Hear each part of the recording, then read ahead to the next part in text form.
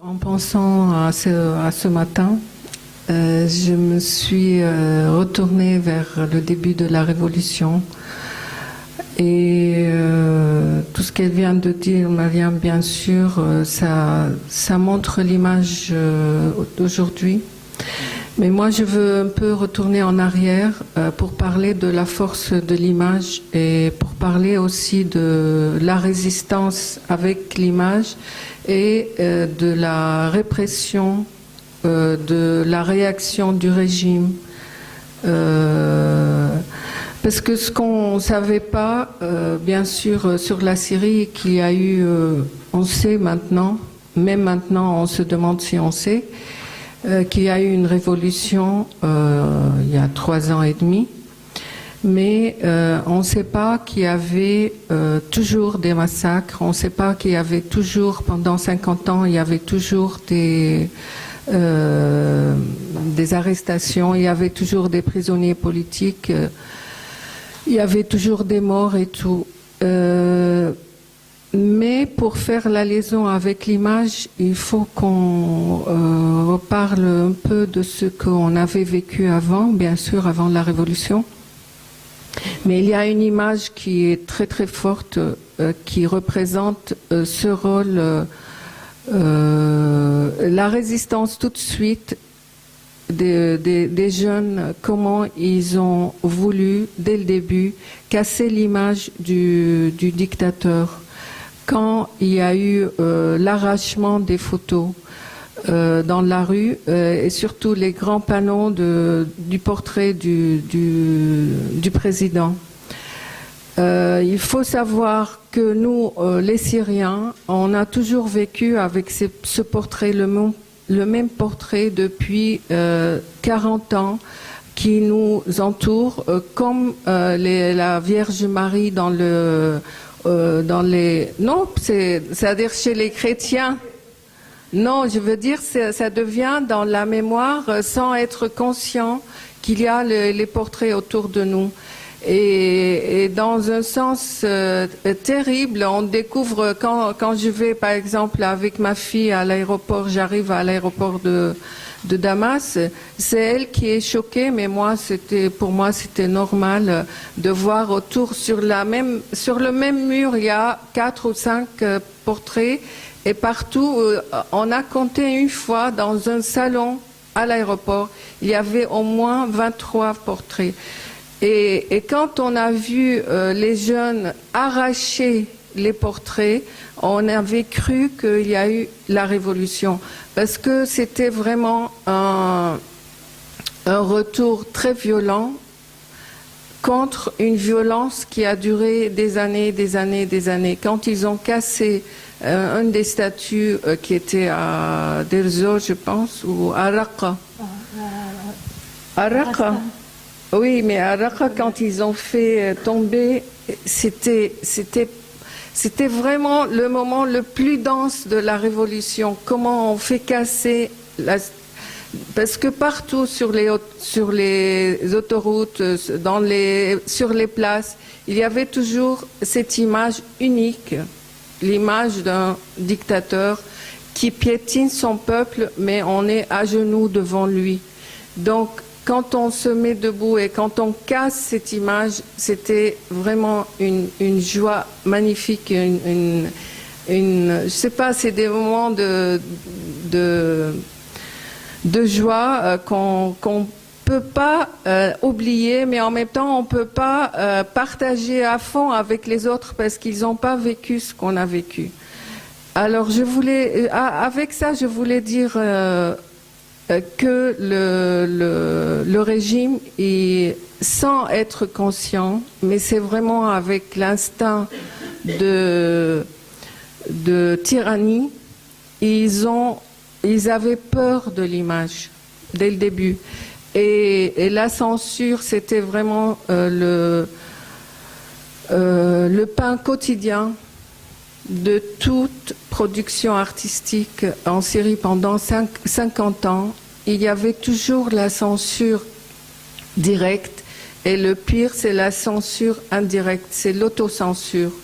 Donc il y avait toujours la peur de s'exprimer à travers les images, mais il y avait toujours quelqu'un qui tape à la main et qui est prêt à couper la main pour ne pas produire, pour ne pas travailler. Et on a eu beaucoup de difficultés à faire des films, on a eu des difficultés à faire des expositions d'art plastique, tout simplement.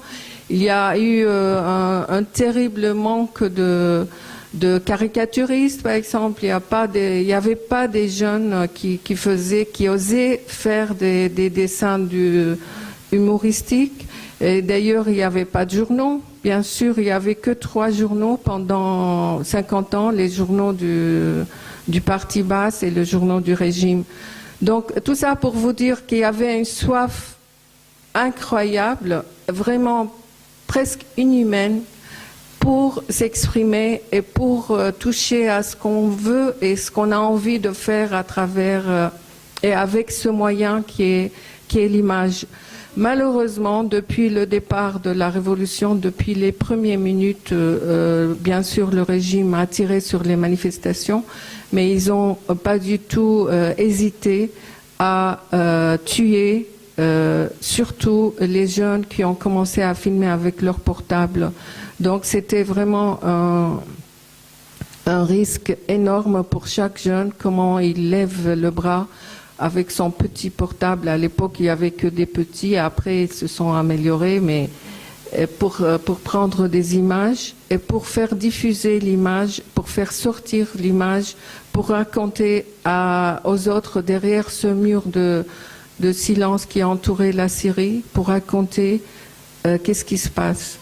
Et donc, c'est vrai qu'il y a eu tout de suite, de la part du régime, il a compris tout de suite qu'il faut casser ses bras, les bras de ces jeunes qui montent un peu dans l'air pour prendre les images, parce que ça fait peur, et parce que ça fait parler à l'étranger, et parce que ça fait passer les nouvelles ailleurs. Et même, il raconte une histoire que le président entre parenthèses, Bachar el-Assad, a rencontré des délégations au début de la révolution des régions de la banlieue de Damas et tout. Il a dit, moi, je suis pas contre les manifestations, ça me fait pas, c'est pas ça qui me fait mal. Ce qui me fait mal, c'est les images qui montrent ces manifestations à l'étranger. Et il était assez clair et assez direct. Et malheureusement, les photographes, ils ont payé cher parce qu'il y a eu au moins 25 à 30 photographes qui ont été tués pendant les manifestations et après dans les autres villes, pas seulement à Damas. Il y a eu 2 réalisateurs de documentaires qui ont été aussi tués pendant leur travail. Ils portaient pas des armes, ils portaient que des caméras, ils voulaient juste enregistrer la réalité. Donc, le régime a montré tout de suite que non, on ne permet pas, que l'image ne doit pas fonctionner, l'image ne doit pas passer l'information et en même temps ne doit pas participer à la libération de cette jeunesse. Mais on continue. On continue parce que la jeunesse a goûté à au début c'est-à-dire ils ont apprécié ce rapport avec cette liberté de s'exprimer à travers l'image. Ils vont jamais lâcher. Et en même temps, ils ont trouvé à quel point c'est efficace, à quel point c'est nécessaire, à quel point c'est indispensable. Donc moi, je pense que ça va continuer. Et je veux juste dire une phrase, et puis c'est ouvert, on parle de tout après. Mais je voulais dire que pour moi, l'expression artistique a double efficacité, c'est pas seulement qu'on essaye et qu'on arrive des fois, et des fois c'est très difficile, à participer à la révolution avec notre expression artistique, c'est-à-dire d'ajouter quelque chose et d'avancer avec les gens, avec la jeunesse, avec l'expression artistique, mais aussi c'est de découvrir nos propres efforts et de découvrir notre capacité et de découvrir qu'on a le droit d'exister et qu'on a le droit d'avoir notre propre voix. C'est ça que je trouve magnifique maintenant, malgré le paysage très gris et très douloureux d'aujourd'hui. Mais moi, je crois toujours que ça va continuer. Je crois toujours qu'il y a, même avec les cendres, il y a des braises qui existent et ça va pas s'éteindre, ça c'est sûr, et je crois profondément. Mais je voulais dire que avec tout ce qu'on a fait pendant ces 3 ans, chaque Syrien, chaque Syrienne, a découvert qu'il a le droit d'exister en tant qu'individu, en tant que citoyen, et il a le droit de s'exprimer comme il veut, avec les moyens qu'il veut, et il a le droit d'écouter son intérieur et de faire sortir sa propre voix. C'est ça qui est magnifique, qu'avec les premières manifestations, il y avait la voix. Il y a Fares El-Helou qui a dit, c'est un grand acteur syrien qui est réfugié maintenant ici, il a dit, la première fois quand j'ai participé à une manifestation en Syrie et j'ai commencé à crier, j'ai découvert ma propre voix physiquement. C'était la première fois que j'arrive à crier dans la rue. Et c'est ça, c'est-à-dire on est arrivé, le peuple syrien et chaque jeune et chaque homme et femme en Syrie, on a pu écouter notre propre voix. Et pour moi, c'est un gain, et pour moi, c'est très positif, et c'est de l'énergie qui va démarrer, pas démarrer, qui va continuer et qui s'arrête jamais.